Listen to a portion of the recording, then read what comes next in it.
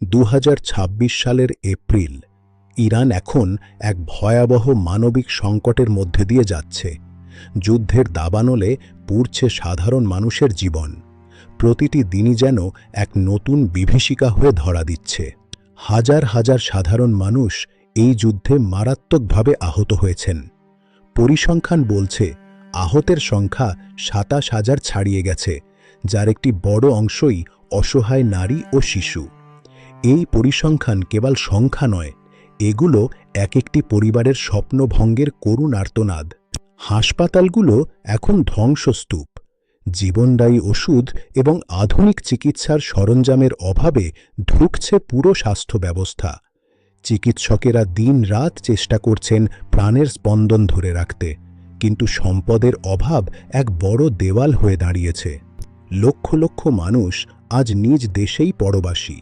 নিরাপদ আশ্রয়ের খোঁজে তারা দিকবিদিক ছুটে বেড়াচ্ছে। প্রিয় ঘরবাড়ি ছেড়ে আজ তারা খোলা আকাশের নিচে যাযাবর জীবন বেছে নিতে বাধ্য হয়েছে। সবচেয়ে বেশি ক্ষতিগ্রস্ত হচ্ছে শিশুরা।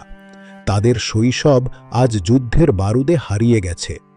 ইউনিসেফের তথ্য অনুযায়ী শত শত শিশু আজ তাদের প্রাণ হারিয়েছে এবং হাজার হাজার শিশু পঙ্গুত্ব বরণ করেছে।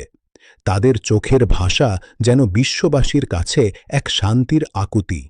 ইরানের বড় বড় শহরগুলো আজ জনমানবহীন ধ্বংসস্তূপে পরিণত হয়েছে। শিক্ষা প্রতিষ্ঠান, বাজার এবং সাধারণ মানুষের কর্মস্থল সবকিছুই আজ যুদ্ধের গ্রাসে ধূলিসাৎ।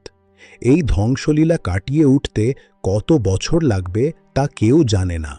খাবার, বিশুদ্ধ পানি এবং মাথা গোঁজার ঠাঁই, মৌলিক এই প্রয়োজনগুলো মেটাতেই আজ হিমশিম খেতে হচ্ছে।